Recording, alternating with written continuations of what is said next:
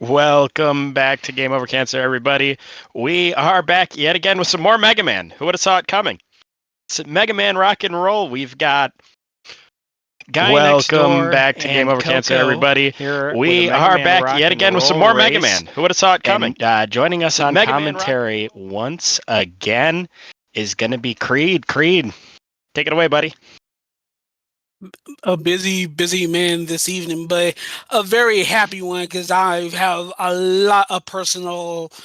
This game speaks to me personally.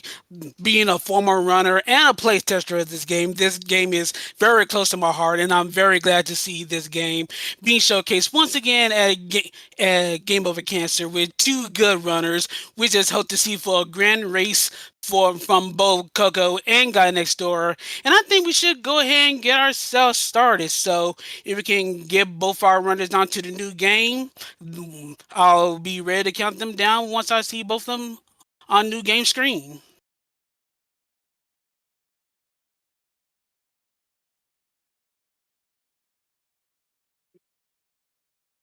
Well, then I'll just go ahead and count them down so we can go ahead and get rolling. So start off in 3, 2, 1, go.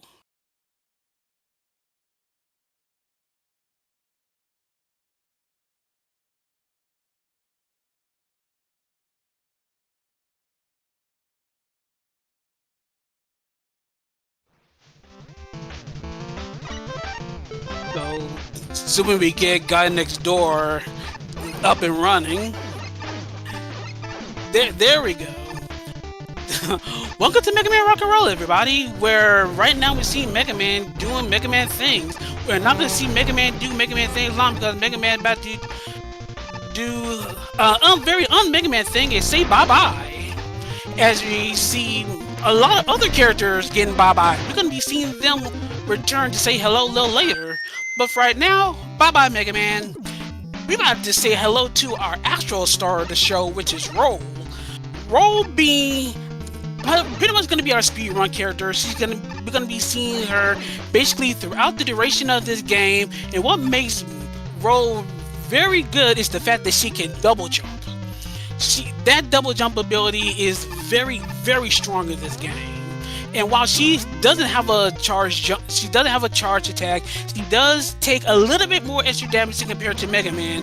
The fact that she can get that little extra bit of mobility surprisingly actually makes Mega Man much more inefficient. So we're gonna be sticking with Roll. But of course, we still gotta get through the rest of the intro stage. This time, we're gonna see our little final glimpse of Mega Man. Once again, Mega Man doing as the Mega Man does. Run, shoot, charge, the whole 9 yards.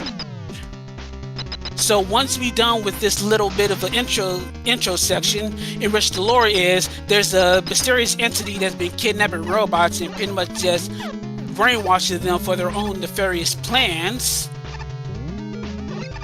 They pretty much just start taking over the world and just pretty much does what a Mega Man plot does. Meanwhile, Coco's about to be done with the intro stage once we get out of the ladder. And there we go. Coco first on our screen to go to our first set of 8 robos. You can select between rock and roll in between the stages, but for the duration of the game, we're just going to choose roll because she is that superior. So, the routing for this game goes as follows. We start with Doom and we go in this order. Doom being one of those stages where you really don't need much in way of weaponry in order to get through the stage. So what you're going to be seeing is pretty much just Coco just do a mirror little trot, making sure that all the movement is done as safely as possible, as clean as possible, making sure that the double jump is done at the proper peak so you can jump over the thing and not clip over enemies. Spark damage boost to ignore the Joe. Meanwhile, we got G&D finally getting out of the intro stage and about to do the stage to G-Nice proper. I will say there was a development in which Beetle could be an option for a first stage. Beetle is also a decent buster stage, And its weakness weapon and the weapon you get from Beetle is the weakness for Dune, which would save a lot of time for the Dune fight that's coming up, at least on Coco's end. And you'll wind up doing weakness order there. But for right now, good platforming, making sure that no enemies are in the way, making sure that the levers are in position so that Coco is able to get through the stage safely. And now we get to an RNG nightmare. Dune Woman is one of the most random bosses, especially in these buster only conditions. You want her to stay on top of the sands as much as possible and not dive down under there. You also want to see as little of her mainstream weapon that you saw, which is the Desert Storm, which is basically a little bit of a sand storm tornado style attack. It looks like pretty favorable RNG in this case for Coco, as not too many sand dives. Meanwhile, G&D looks like he got to Dune stage safely. We're about to see the RNG is going to be in his favor as well. Once again, we do not want to see a lot of sand dives from Dune Woman. That's the biggest source of time loss aside from using the Desert Storm. Like I said, you want to see her do a lot of those sand projectiles. You also got to be sure that you can have a good eye on Dune Woman, because she does come up with a sand clone that if you do hit the sand clone, it will shoot some smaller sand projectiles. While G&D is lynching out the Dune Woman fight, Coco is now on Missile Man stage, and Missile Man stage can be pretty dangerous. As you can see earlier, there were a lot of parachute spikes. Those spikes are instant kill, but if you're able to shoot down those parachutes, you're pretty much able to navigate safely, as the spike hitbox is now completely off. And of course, this stage features a lot of crushers. Fortunately, that little ding that Coco took did not mess with the timing of the crushers and was able to get through cycles. But as you can see, it's just like in Mega Man 11, which is probably why Coco enjoys running this game a little bit. Hint, hint, wink, wink. But yeah, this is a very weapon-intense run. As you can see, we're already using the Desert Storm to probably its peak potential as far as trying to navigate these stages are concerned. And of course, you still want to keep them at a bit of a premium, because you do want to have enough sand dune ammo in order to take out Missile Man, because the Desert Storm is indeed Missile Man's weakness. So go take it the bottom route. The bottom route is a little bit more efficient than taking the side route, even though it does have an E-tank. So now we got to go through the rest of the areas with the crushers and the conveyors. Take this little tight one to activate these bombs. Return, not get crushed. And now we're on our way to our Missile Man fight. So the Missile Man fight goes as such. You want to position the Desert Storm in such a way in that you can actually two-hit him with one Desert Storm. That looks like a oneer, so it got to be a little closer. There we go. Coco taking it a little bit safe to ensure those two hits. There we go. And still has a Desert Storm to spare. So good fight on Coco's end. Meanwhile, G&D going through these Mega Man 1 footholders, which are not Mega Man 1 footholders because they actually move in a set pace and not move randomly like in Iceman stage, which was a godsend. Thank you, Dennis, for making that decision. So G&D, once again, pretty much just following on the footsteps of Coco, who's already get the next weapon, the Blast Missile. Blast Missile, pretty good weapon. It kind of has qualities akin to a drill bomb, except you can also aim it up and down. You can detonate it early by pressing the fire button again after it's activated. And as you see on this cutscene, you do have a little bit of a stage limit before getting your items. In this case, this is for Mega Man. You don't start off with the Rush Coil early, or at all. You get the Rush Coil after beating 2 Robot Masters. But once again, since we're not playing as Mega Man, at the current moment, the Rush Coil really doesn't have much of a use. It's when we defeat 4 Robot Masters is when things get interesting, because we will get Rose utility. But we'll talk about once that time comes. Meanwhile, we get to probably my favorite track in the game, and Tideman stage, one of the best boppers in the game. As you can see, we using, once again, very weapon intensive, already using our blast missiles to destroy these puffer fish a little bit early to activate their explosion phase a little bit sooner. Also using Desert Storm to blow through all those fish eggs in order to progress a little sooner, as opposed to using our pellets in order to take them out one bit at a time.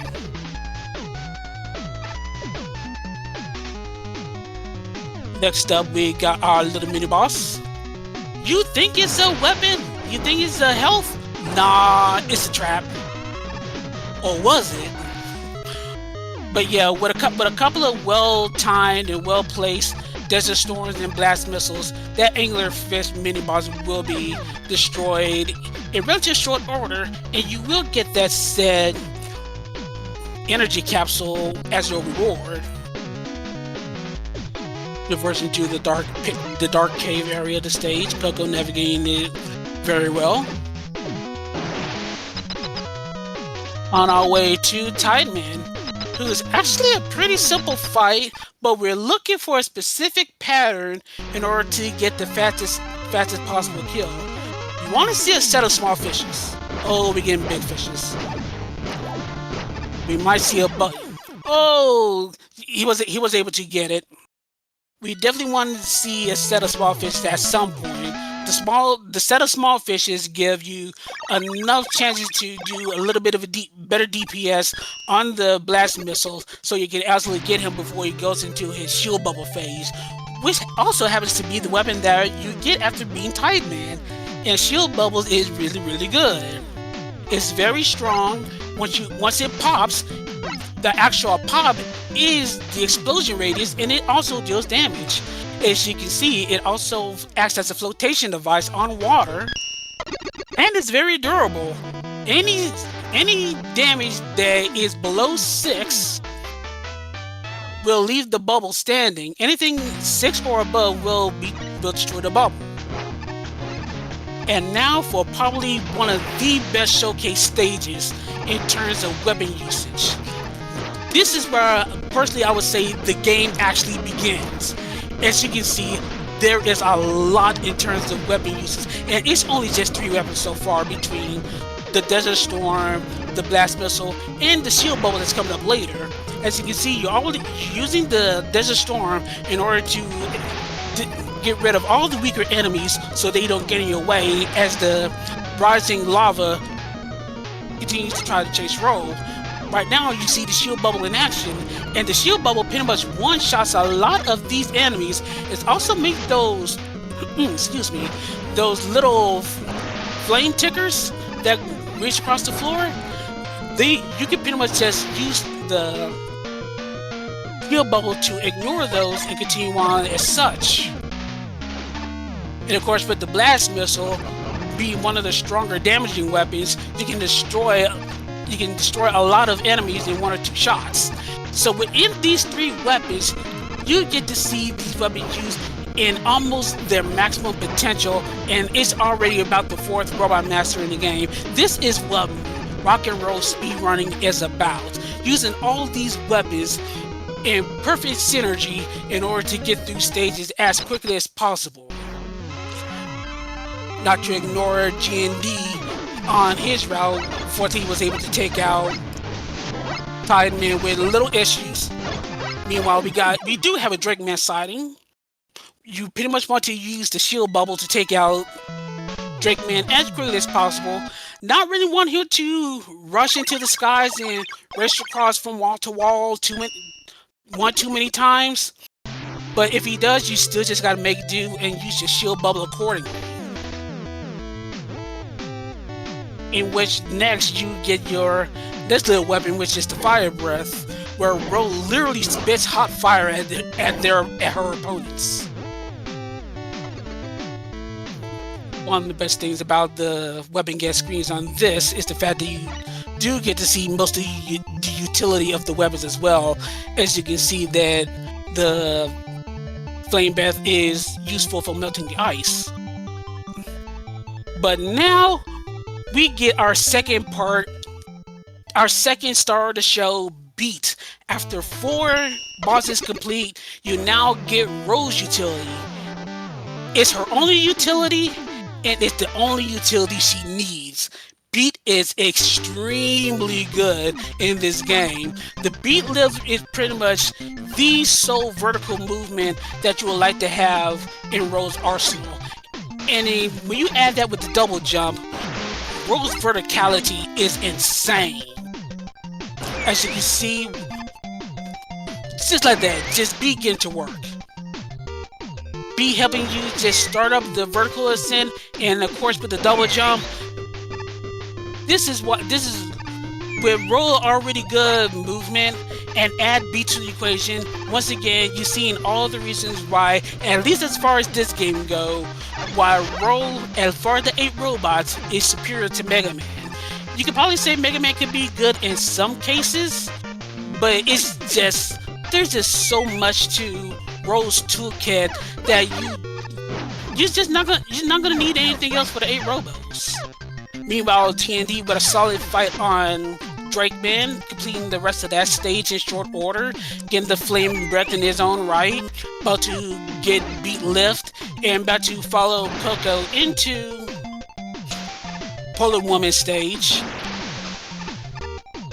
where Coco is just about done with the stage, using the shield bubble to ignore using the crane, and once again using the buoyancy to skip a lot of the platforming. You saw it earlier in the stage, but once again, this game has a lot of good weapons in general, and a lot of them get used in the speed run, which makes this a very good speed run watch.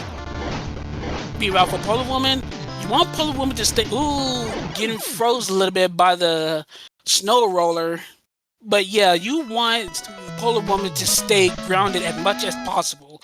She does have an attack where she can jump up for an extended period of time while she fires some ice that forms icicles down on the ground, kind of like a chill spike kind of maneuver. You want to see as little of those as possible.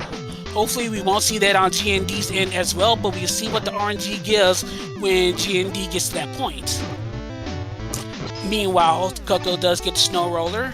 It does have activation phases, and those activation phases will come into play in this next stage, which is Reactor Man. So, I heard you like force beams. Said no one ever. Reactor Man is full of them. But this time it's a little bit of a... I won't say it's a safer gimmick. Well, actually, yeah, I can't say it's a safer gimmick compared to something like a Quick Man, because the terrain is actually used to block some of the force beams, and of course there are situations where you can actually turn some force beams off, as you see on Coco's screen there, for a limited time before pressing on. Now to our mini ball, which is done in short order thanks to the Fire Breath. Just about 7 quick shots with the Fire Breath and the mini boss fails. Meanwhile, we guys see a lot of Blast Missile, a lot of Desert Storm, once again trying to clear out as many enemies as possible to try to navigate the area. Good Beat uses damage boost to ignore the force beam to continue on. Gonna put a little bit of focus on GND, see what kind of RNG he gets. Once again, get a... Oh, nope. Once again, we got Polar Woman going to the air for a little bit. It's not a long hang time, but it's still time that is taken away from attacking her, and that's what you don't want in the fight. Kind of unfortunate for GND, but once again, it's still not too much of a time loss. He's not in the air for too long, and once he gets down, you pretty much just finish her off with the last bit of fire breath. Meanwhile, Coco's just doing the last bit of platforming before getting to the Reactor Man fight, and the Reactor Man fight can be pretty dangerous, especially with Roll's slightly weaker constitutions. But the name of this fight, we're gonna see how Coco does with this fight. I'm pretty sure he's not gonna full charge these. No, he's gonna go for the half charges. The half charges are actually the main source of what you want to do in this fight. You saw what happens with the full charge. The full charge is actually able to freeze Reactor Man in place, literally cooling down the reactor. But the thing is, you do get a little bit of a weakness animation, and you're unable to attack while in that state. So the thing is, you do a set of half charges, and then you keep plugging them from that. It does 3 damage compared to the 4 from a full charge shot, but it's all about the DPS and trying to beat Reactor Man as swiftly as possible. Meanwhile, for Coco's trouble, you get the charge laser. The charge laser, ooh, G&D not quite paying attention to his footing, wind up falling down into the force beam pit below. All the mini-boss got to start the stage over a little bit. But I'm sure he is able to get it all back in short order. It's not too long before he gets to the mid-boss. But yeah, once again, now we got another Robot Master Threshold, and after 6 bosses, you'll now get the Rush Jet for Mega Man. Once again, the Rush Jet not really all that important at this point. Once again, we're doing all the stages as Roll.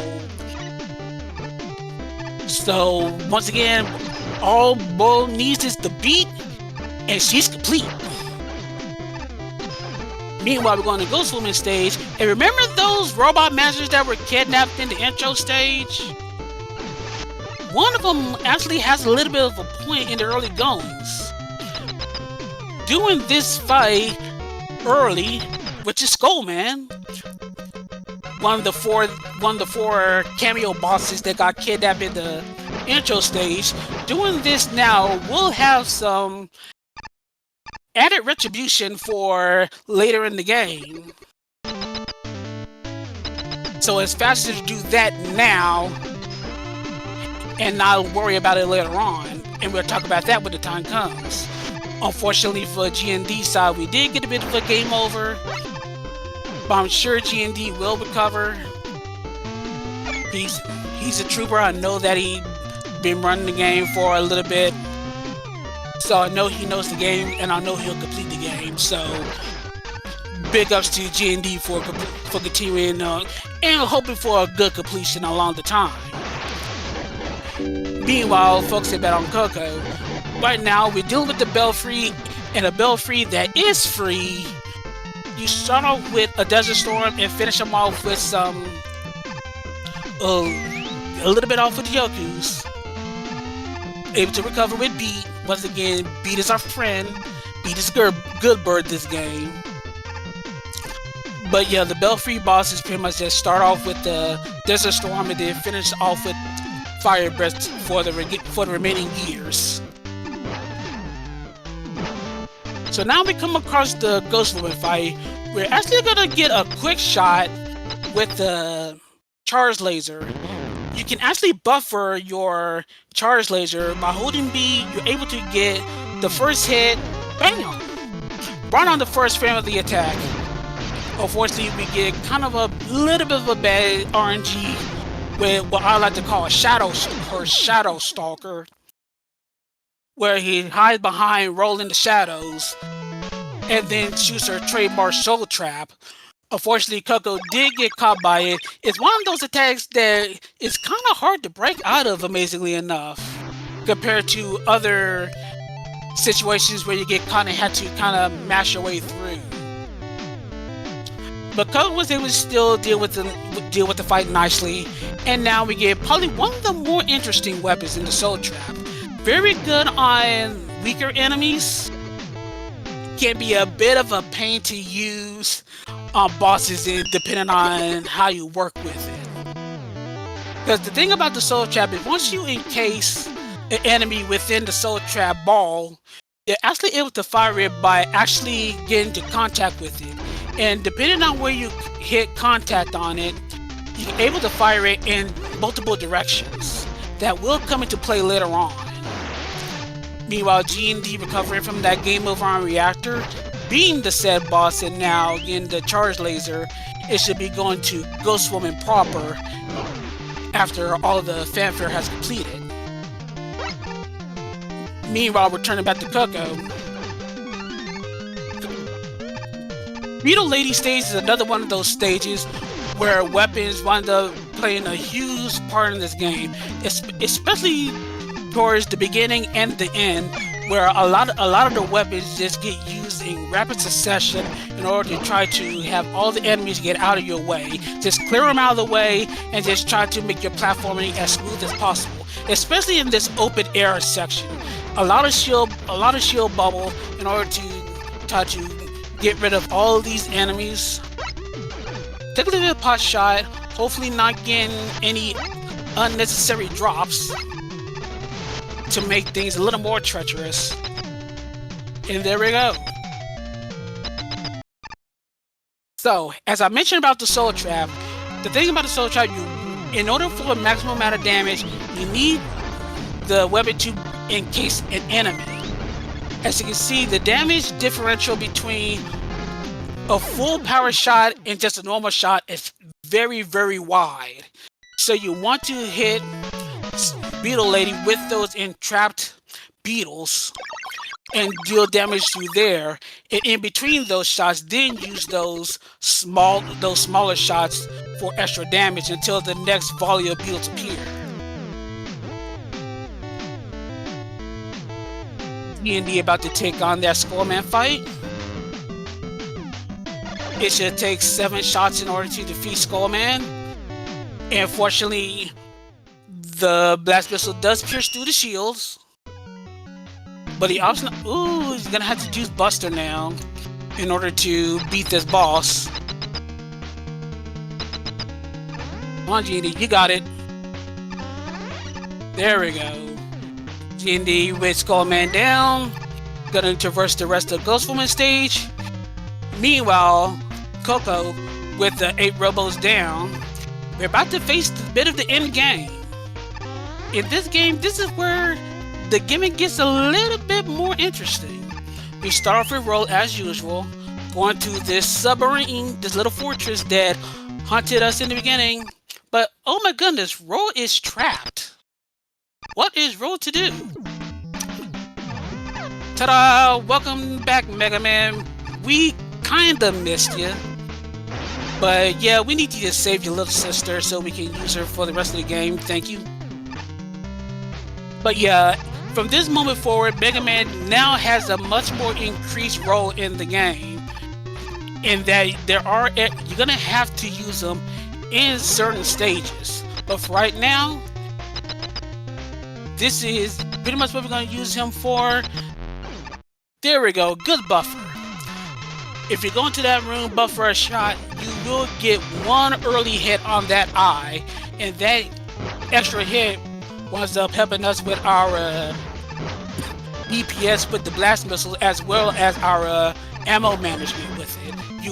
You'll be able to use 1 less blast missile for this ICU-2 fight, and yes, that is the official name. Very solid fight. And now it's pretty much GG. The entity that was capturing our robots and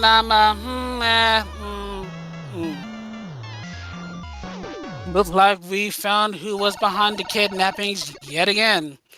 Of course it's Wally. Who else could it be? Wally's behind the whole kidnapping scheme the entire time, and now we're about to do our final stages. But here's the thing about our final stages.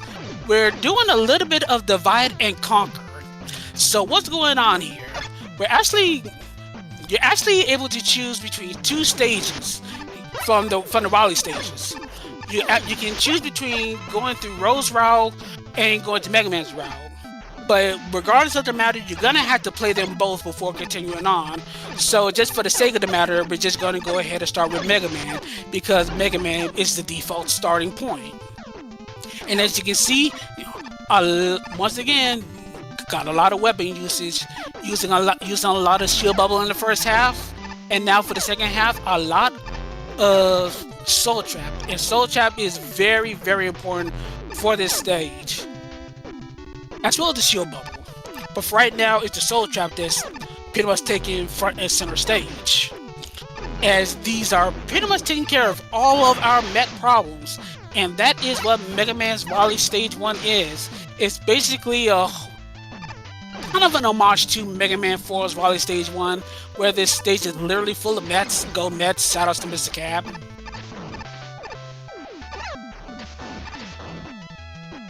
Let's see if we can get by this Crusher. There we go.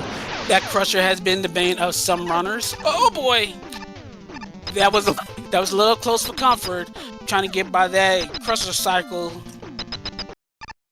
But now we come to a pretty notorious boss. Not only for the boss itself, but also for the weakness. And they're gonna use a strat that the world record holder, Ahmad, is using.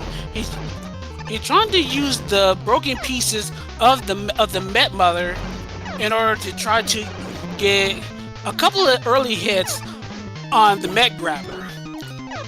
Unfortunately, there is a bit of a, like I said, there's a bit of a caveat with, unfortunate. The trapped enemy was just a little bit too high and wound up getting into the hitbox of the Met Grabber. So Coco takes a little bit of an unfortunate death. There we go. Keep rising. Can we get more and more? No, he's gonna opt to just buster it. There we go. The Soul Trap is a bit of an awkward weapon to use, because hitting the hitbox in order to get the angles can be a bit janky and wonky, and it's very easy to get a direction that you wasn't intending on aiming for. As we get a little of a feedback issue on G&D screen. But we can see G&D is still working on Beetle Lady, eventually beating Beetle Lady, and that should be all 8 robot masters down for G&D, and we should be continuing on for the end game on G&D's side. Meanwhile, we're now taking on Rose's first Wily stage, and once again, with Role being our player character in this case, the stage pretty much is built with Rose double jumping in mind. So a lot of wide gaps where you gotta make sure that your double jumping is well on point. And of course, we beat the help, because some of these large jumps and such a little bit more easier to handle. The stage is well suited for.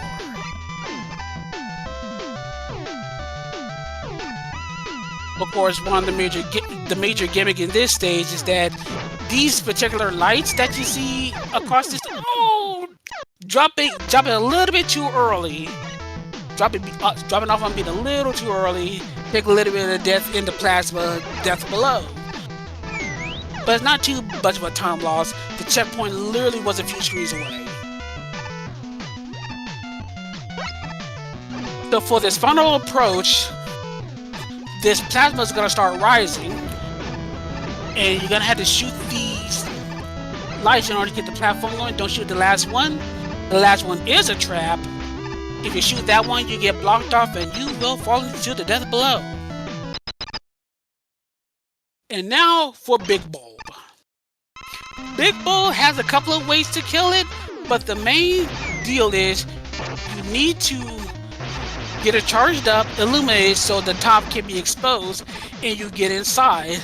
The way you enter the boss room is supposed to be a hint of that. You're supposed to use the Desert Storm as soon as you get in the bulb to deal damage. However, as a little bit of an Easter egg, you can actually use the charge laser to actually overcharge and eventually one-shot the big bulb. And for a little bit of an extra gimmick, for some strange reason, if you jump at a specific height while firing the charge laser, you'll get a little bit of an unintended effect. Because technically, originally, you're supposed to use the charge laser and use all of the charge laser in order to overload the big bulb. But if you're able to use the charge laser in the way that you saw Coco did just now, you're able to use just a little bit less of charge laser and will have a little bit more. And that will come to play in later on. Once again, these are the kind of Wily stages where you do not get weapon ammo in between stages, so weapon management is paramount.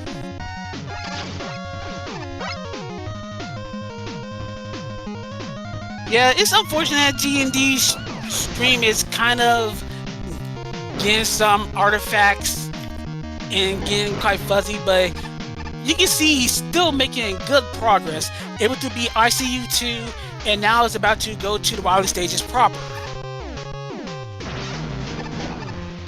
Meanwhile, continuing on, you can see Mega Man's Wily 2, a very dangerous affair with a lot of explosive platforming, where you definitely want to make sure that you're using the actual platforms as intended and not detonate them early with any weapon that does so. Up until we get to the point where we get a Mega Man 1 reference. Make sure you avoid those killer bullets. And now we get to our Bubble Boss, once again in the vein of Mega Man 1, except a little bit different. This boss goes through 7 phases. Each phase has a different set of attacks. The primary means of beating this is kind of think Metroid. You're kind of killing a Metroid here. You're starting with ice and then finishing off with missiles to deal maximum damage. However, there are alternate means to destroy bubbles. You saw in the beginning that Coco used laser in order to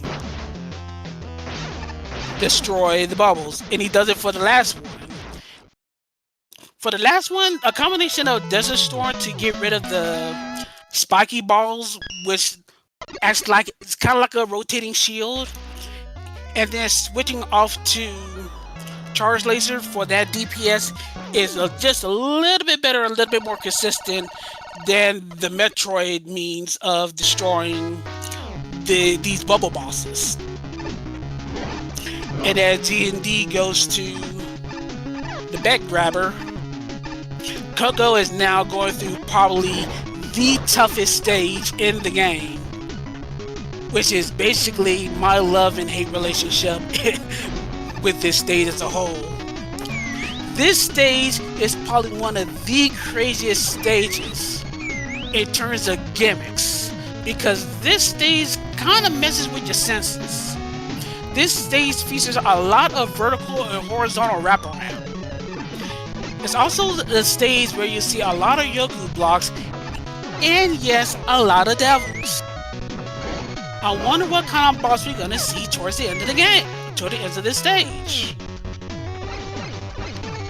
But yeah, that's pretty much the first half. The first half is Yoku's and wraparound. And it goes to say there are 0 pits in this game. There will be no pitfall deaths in this stage. Anything that will be death will either be from enemy damage or from spikes. Hi Skullman, bye Skullman. There is a reason why Skullman is there. We saved him in Ghostwoman stage. There is a purpose for Skullman, but you gotta have to do 100% for that one. And now we go to the second gimmick, which is, this is a bit of an anti-gravity gimmick, but instead of you being upside down, basically everything else is upside down. Make it a little bit visually pleasing for the player character, unless you're one of those ones that kind of still suffer from vertigo, regardless of if anything is up or down or not. But yeah, good damage boost, good weapon usage. And Coco is on to our Yoku Devil. An unholy combination of Yoku blocks and the Devil gimmick. Fortunately, not only does the Fire Bread does the job on this boss, but like I said, there are 0 pitfalls in this game, as Coco unintentionally displayed. If you do fall off, you will recover. The wraparound effect is still in play, so you can technically safely not have to worry about this boss. Well, at least as far as falling down goes. You still gotta take care of the boss. But yeah, both Mega Man and Roll have done their starting points, and now they both begin to converge. Coco taking the tactical game over to is set on lives, and ammo. Smart being aware of your life count. So this stage will be a very, very big boss rush. And it's split between Roll Path and Mega Path. You will be dealing with all of this. And for Roll's Path, the starting person that you know is RNG, by the way. It just happens to be Roll in this case. You get to fight Dagger Man, which weakness is Soul Trap. And the RNG can get out of hand if you let Dagger Man continue the fight for longer. Shoutouts to Super Fighting Robot, that fan game from which Dagger Man is based on.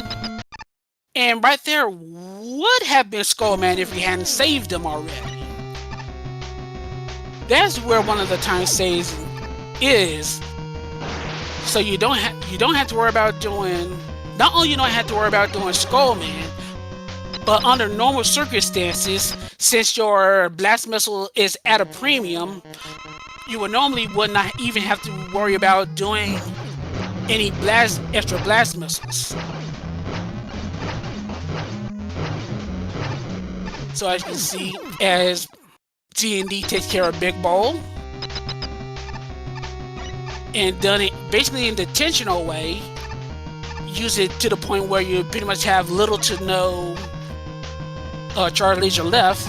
You saw Fireman on one side, and now Honey Woman. Shoutouts to Mega Man 9. That unused concept, it was mentioned earlier in the marathon when we saw the Buster Only one. So yeah, we took some liberties and decided to bring Honey Woman into the game and make her a little bit of a reality. Just like Hornet Man is weak to fire, so Flame Breath is able to do some damage, and now we get to our boss rushes. And the boss rushes work a little bit different. Well, first off, we're doing Drake Man with Mega Man, but what's this? This is where things like weapon ammo and management becomes a little bit important under normal circumstances. Because now you're going to be switching off between Mega Man and Roll throughout the boss rush. And we do have a little bit of an order that we usually like to do. And that's mostly based on how much ammo our player characters have. So for Mega Man should be fighting Drake, Polar, Ghost, and Tide. Meanwhile, Rose is going to be doing Dune, Reactor, Beetle, and Missile. And that's how you normally will be doing that under normal circumstances, with a little bit of a W-take uses in the middle, because you will not have enough, especially in Mega Man's case, enough ammo to take care of all the bosses, especially in Polar Woman's case. But since Coco did a tactical game over, he doesn't have to worry about that, and actually can use the weapon take as he fit, especially for the final stage. Ooh, 2 window flashes. For Ghost Woman, That's what you really would like to see. You want to see just one flash on a window, and then you're able to pluck shots at her for a maximum amount of damage per unit of time of being wide open. Meanwhile, Reactor Man, same as the first since you did this fight with Roll. D&D about to go into our bubble fight. Got the ice equipped. Gonna be doing Metroid strats from the get-go. Big Man taking on Tide Man, getting small fishes at first, and taking them out while the shield bow was intact.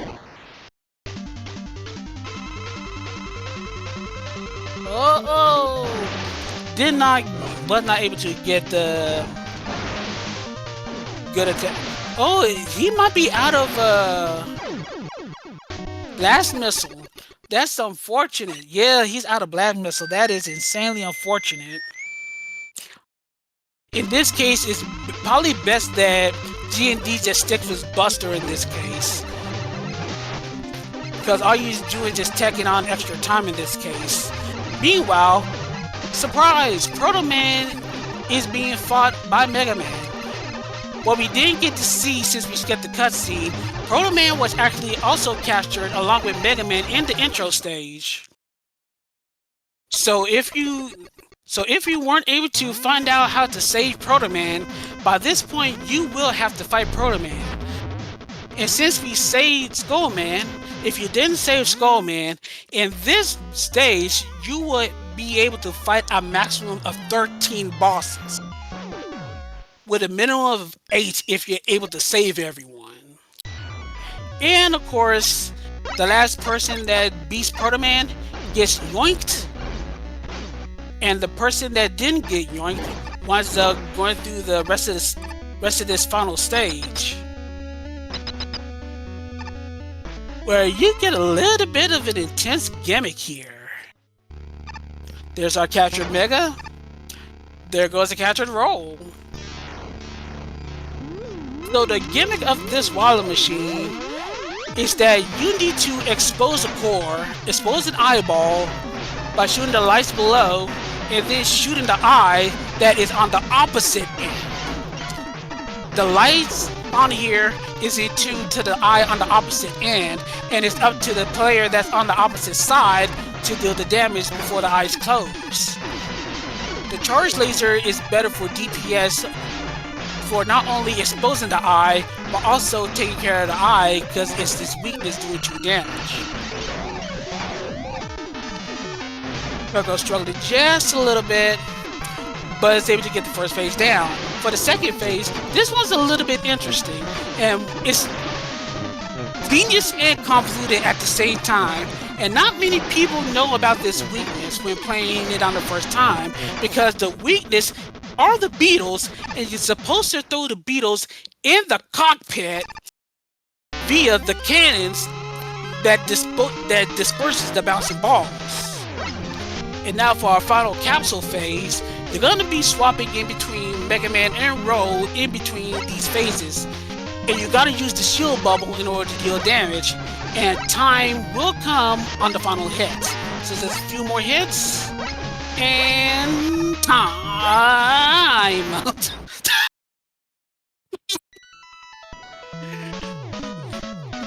Coco's doing some juking and jiving here, but yeah, that's officially time on Coco's end, as Wally unfortunately escapes. Save everyone for the best ending, and you get a little bit of a different cutscene.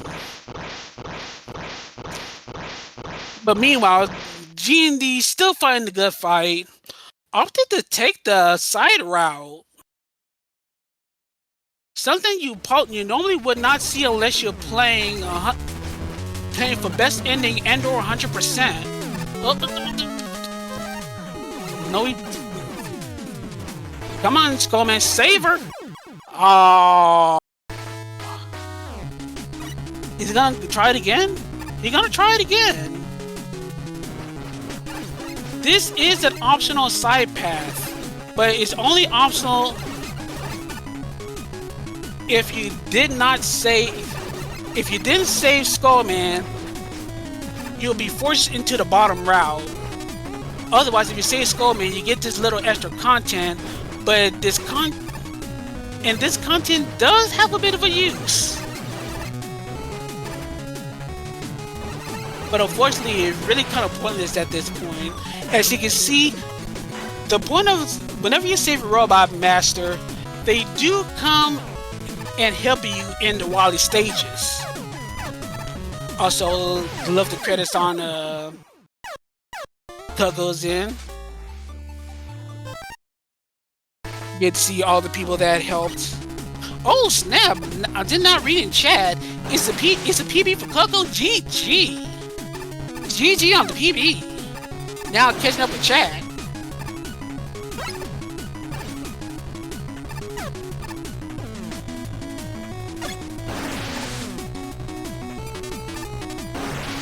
But yeah,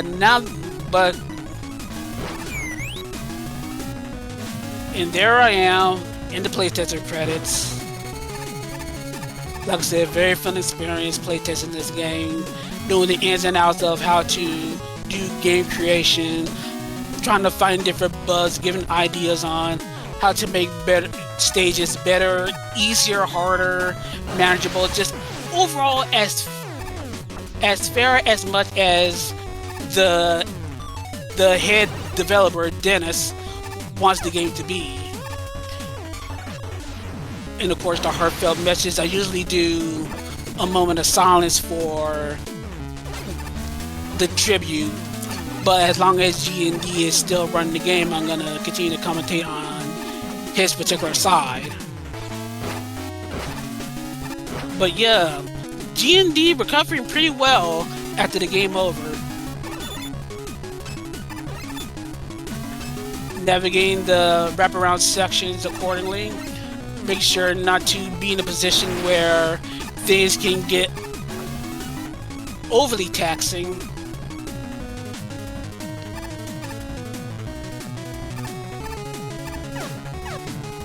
But yeah, as I was trying to mention, as Coco was finishing his side of the run, the thing about the Robot Master cameos in the Wily stages is that if you save them, you have an option to be sent to an optional side area where there's an alternate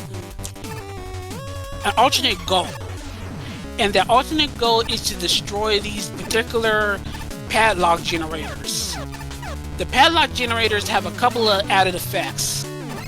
One, it unlocks specific the similar colored locks that are throughout some of these Wily stages. So if you're able to destroy a lock, in subsequent stages that have those same color locks, they will be open for the duration of the game in those stages. Secondly, if you saved all the captured Robot Masters in the Robot Master stages that they're hidden in, like you saw Skullman and Ghostwoman stage, the remaining Robot Masters are hidden in a similar fashion amongst the remaining 7. They will come and help you achieve the same goal that Skullman did, and if you do that successfully, you get a little bit of an extra bonus. But I leave that for you to discover and play for yourself. Meanwhile, G&D having a little bit of trouble on the Yoku Devil. Does he have a weapon tank in order to refill and try to do this ball? I don't think so.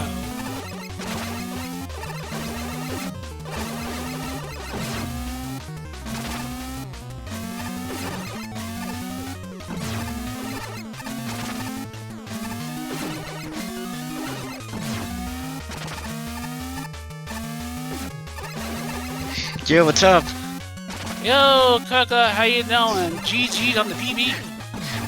Thank you. Feeling very happy about it.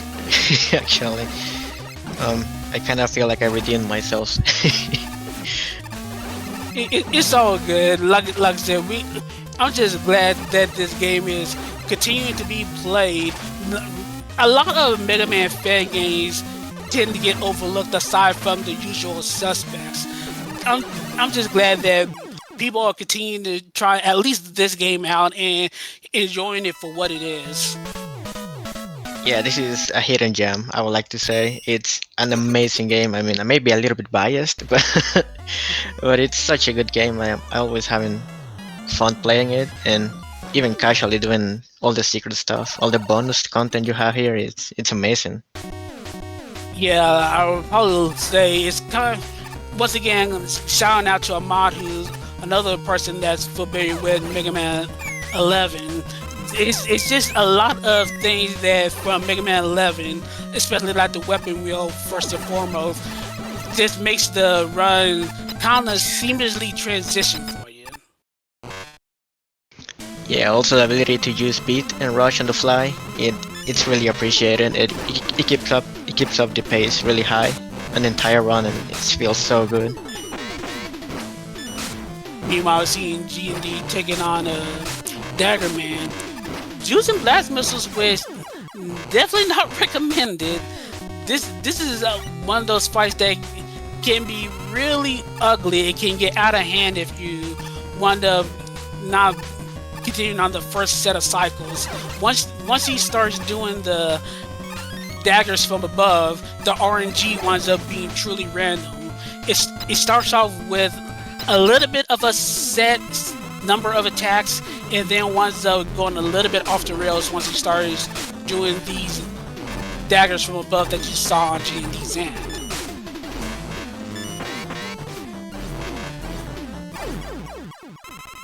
There we go.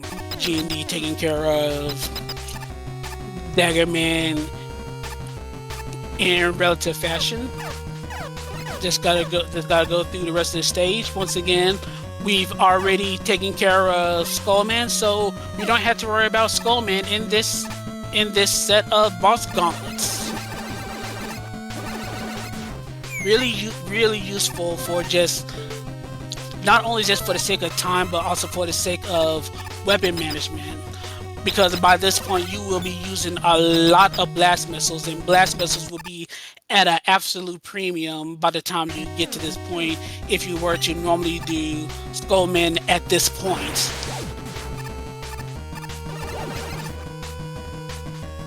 So while G&D is taking care of Mega Man's side of the boss rush, just tell us about the run. What went right? What went wrong? What do you think you could have done better? And something that you look forward to if you want to continue to improve your PB.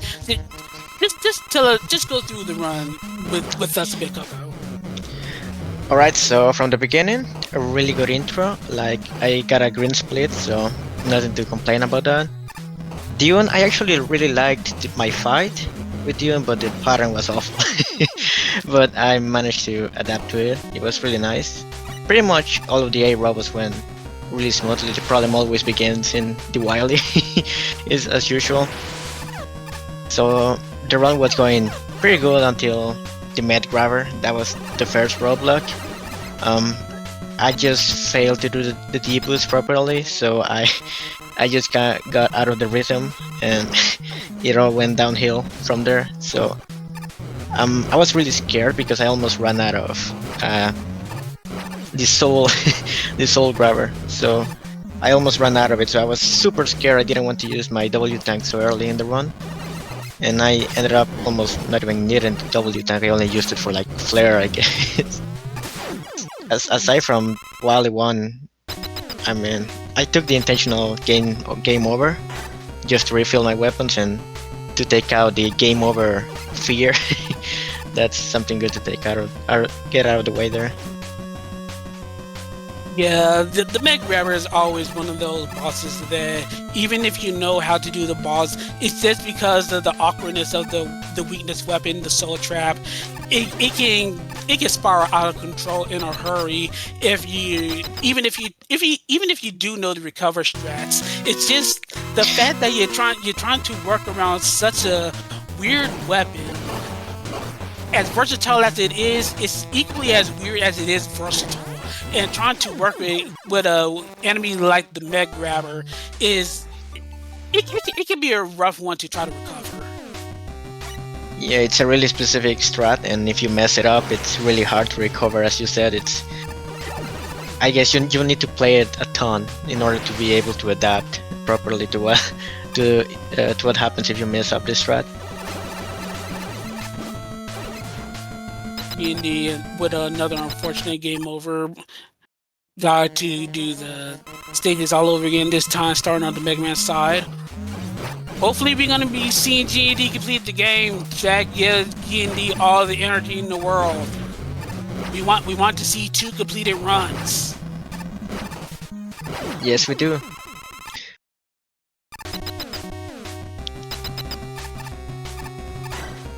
In the meantime, since we are seeing repeated content, if there are any donations that went through since I've been talking my butt off throughout the entirety of this Tablatic game, if you got any donations and or announcements, feel free to do so if there are any. Otherwise, we just can sit here in silence otherwise.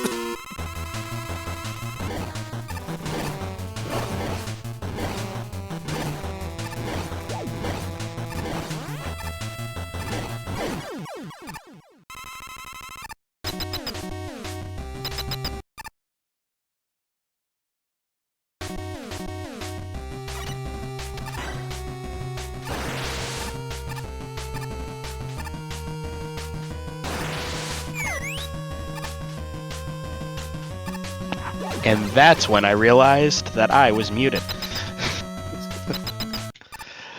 I do just want to let everybody know we are here supporting the Canadian Cancer Society today. All donations are going directly there. It looks like our next milestone is about at $1,500. So let's keep the donations rolling in. Let's keep contributing to a good cause, guys. Yeah, we want to continue to see that milestone number rise up higher. We don't want to see that 1,500 go forever. We want to see that raise another 500. It's this crazy thing. It's Twitch chat, right? Like I think we've all, in time we've spent on Twitch, seen the crazy things that Twitch chat pulls together. I know $1,500 is not out of reach for such a wonderful community. Oh, indeed. But as we continue on, now we got G&D on the boss rushes. Once again, the main gimmick is that you're going to be alternating between Mega Man and Roll throughout these boss rush runs. So, like I said, we're expected to see Dune, Beetle, Reactor, and Missile for Roll, and we're expecting to see Drake, Polar, Ghost, and Ty on the Mega Man side of things. Normally this would have been a little bit, once again, normally this would be a little bit of an issue on Mega Man side, because Mega Man, as far as the run goes, Mega Man has not fought any of these 4 bosses that we're planning to fight. So you need to know how to play as Mega Man in order to take on these bosses. So you have to get rid of the double jump mentality because you've been playing as Ro for so long, and get used to fighting as Mega Man once again under normal circumstances. Little bit of a rough fight on Beetle Lady, but able to survive, get that energy capsule, and continue on. Probably one of the more interesting things about this boss rush is that if you're able to perfect fight these enemies and able to get out of it and get them with full energy, you're actually able to instantly get teleported out of the boss room and right back to the teleporters. So actually that's a little extra incentive to not only being them fast but being them damageless, because getting out of the stage early and not worrying about getting the extra health, but does take time. Those are time savers in and of themselves. Unfortunately, on GED's end, you're still going to be needing those health capsules in order to survive, opting to do the charge snow roller strats for a much more safer reactor fight on Roll's end.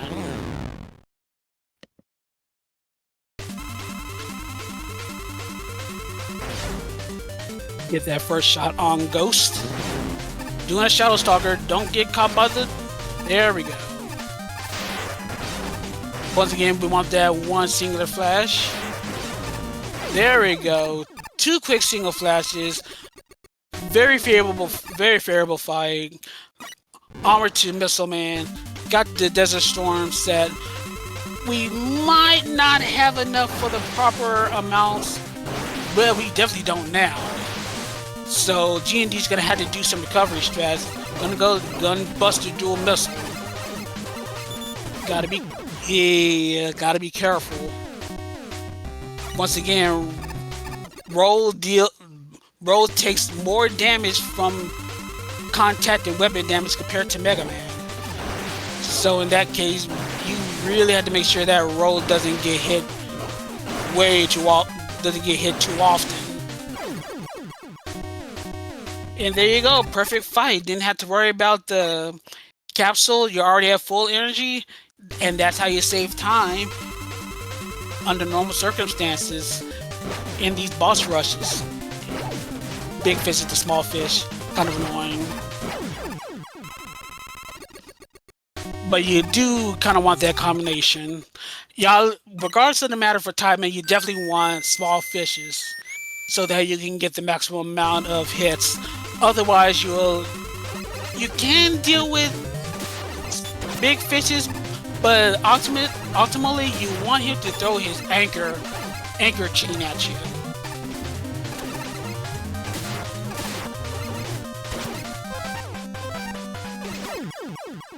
He's taking a little bit on the chin, but he does have extra life. Opting to go to Roll. Probably want that double jump insurance. Oh, but you can't take those body hits. Reminder, Roll takes about an extra pep and a half of extra damage on contact.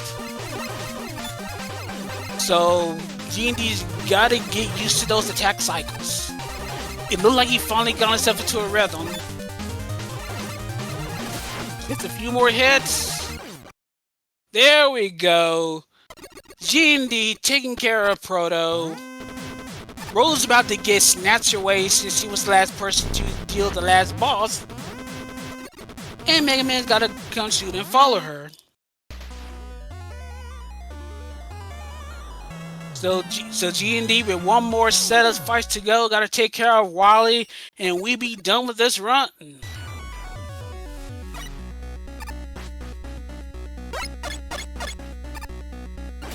Opting to start off with the shield bubbles so we don't have to worry about those electric sparks. It's in the same vein as the crawling fire in a Dragman stage, and opts to take the game over to refill on weapon energy. I wonder if he's gonna do this one particular thing for extra safety.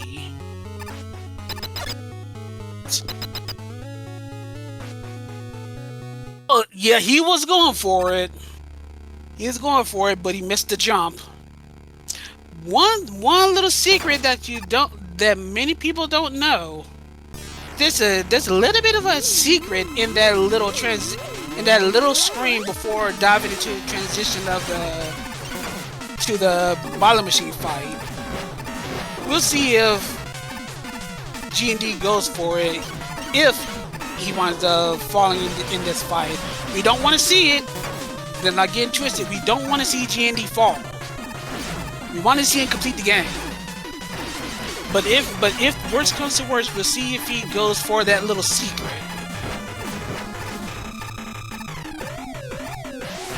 Opting not to continue using the charge laser here.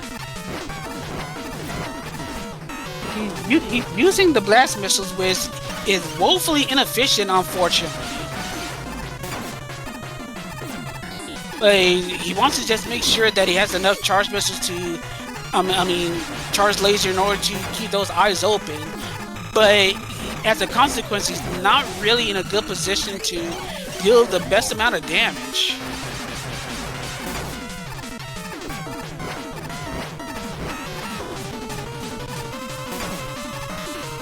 We're hoping that ooh, G&D was not able to survive this fight. But yep, there he is. This is what G&D was trying to do when he missed the jump and went straight into the Wily fight. There is a destructible block in the upper right corner of the screen that leads into an E-tank and a weapon tank. If you need any kind of extra insurance to beat the game, if you think this boss is tough, you got your solution right up there.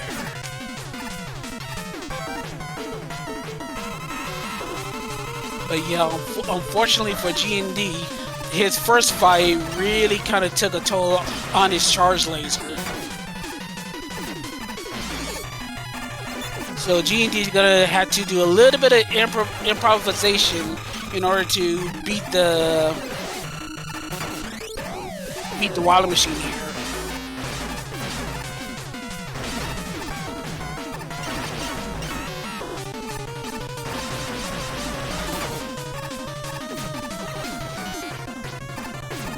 Hopefully G&D can pull through, but he taking damage that he really didn't want to take.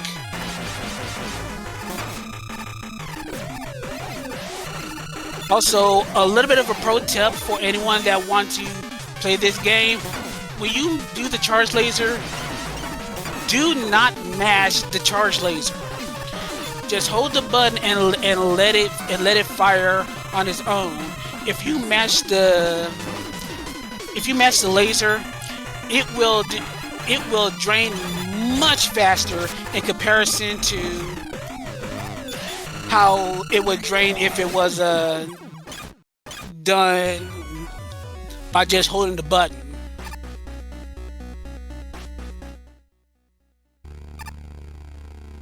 Meanwhile, G&D's just unfortunately struggling. This is a very tough boss fight.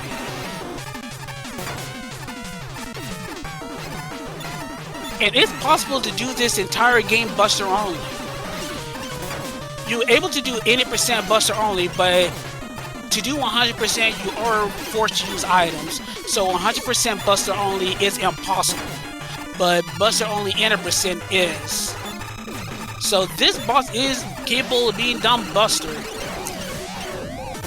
But for stuff like this, you gotta be willing to mash it out, because you do need to mash in a certain. You gotta be mashed to a point where you can get these eyes open and stay open for a while. Because these eyes are on a timer as soon as their eyes are completely lit up.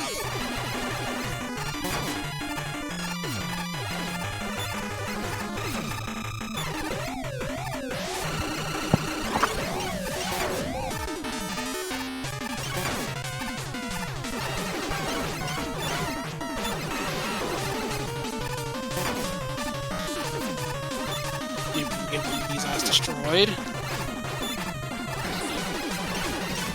No, it looks like it might be the... No, too soon!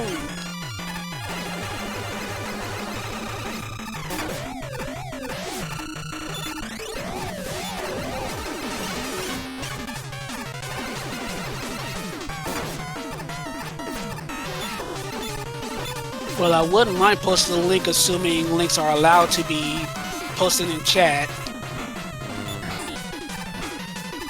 Probably do the download link not the download link, but the site link as soon as the run ends. Or I could probably just provide it in Discord, and one of the mods in Strider's chat can link it there.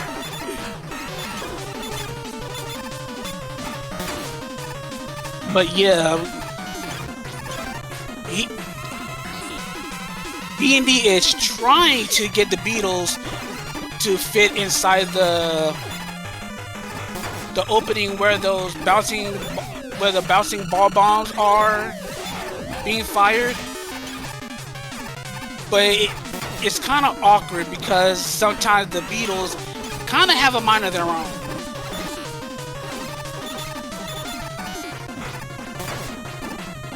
So it can be really kind of rough to try to get those beetles inside. Try to get the beetles inside that cockpit. Hopefully he has some life to spare if he's able to survive this fight. There we go. Hopefully he has a life intact. If worse comes to worse, this is a checkpoint. So you don't have to do the machine ever again once you get to this point. But hopefully G&D will finish this off strong. He has plenty of shield bubble in order to defeat the Wily Capsule, but he gotta keep tabs on Mega Man's health. If any one of our protagonists dies, he gotta start this fight all over.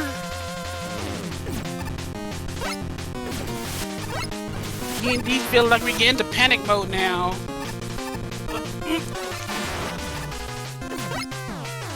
Gonna get one more set of bubbles, but let me Buster doing this. Oh no! Roll falls! In the game over, you did not have a life to spare.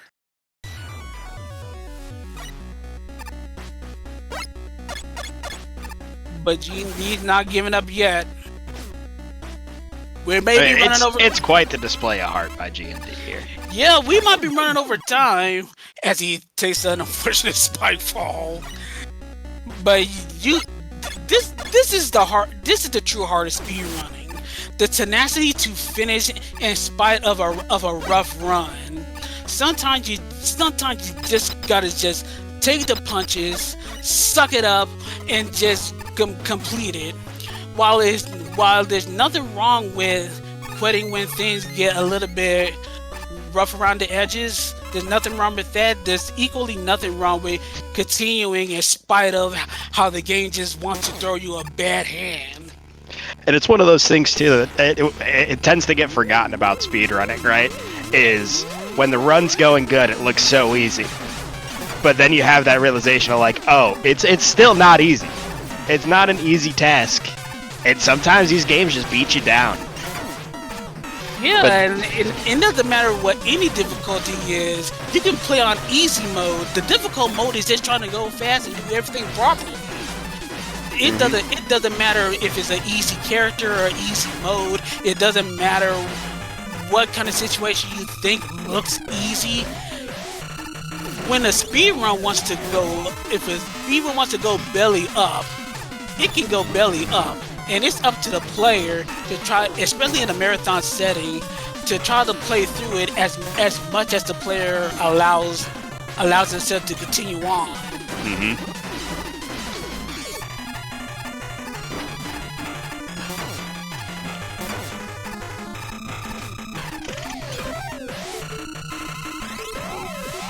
He opted to pop that energy tank.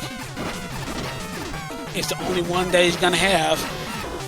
I mean, he could game over farm for a couple of more E-tanks if need be, but that also does take time. So at this moment, this is the here and now for GuyNextDoor.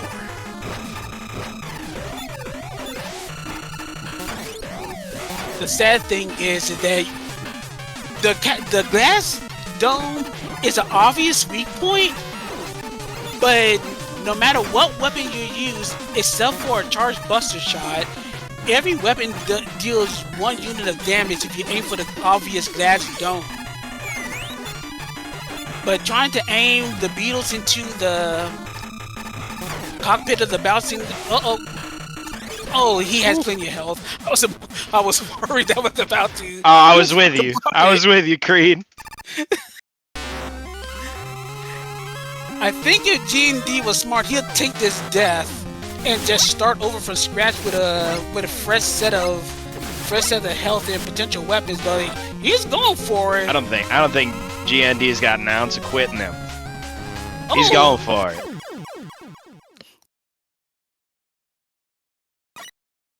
Finally decides to take that death. I'm gonna have to use that weapon tank on Mega Man when the time comes. But looks like he's gonna try to buster it.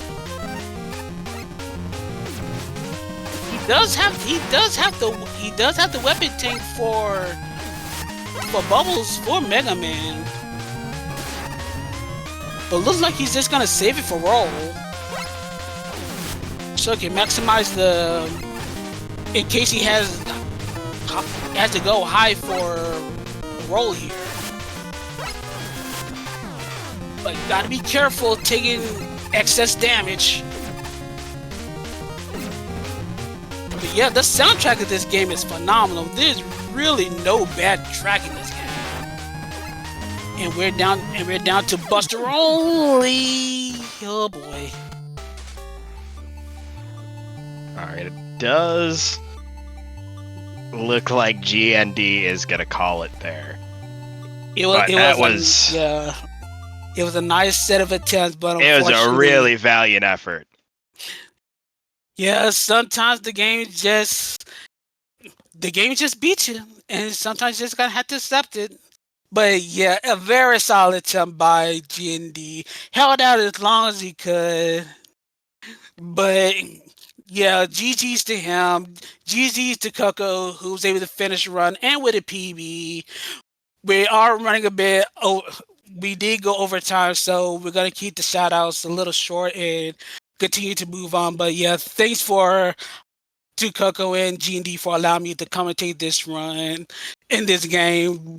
Which is near and dear to me, and that's pretty much it. So hand it back to the host and continue on with the remainder of the Mega Block and whatever games are following suit. All right. Well, again, thank you so much, guys. Fantastic runs from both of our runners. Creed, thank you for being here. For the past, what do we got you? Three runs now, 3 in a row. So thank you for. It's been a thing. Thank you for being here. We're going to go to a quick break. We'll be right back with Mega Man Extreme 2 with Tempest Mask 1000. Sit tight, guys. We'll see you in a minute.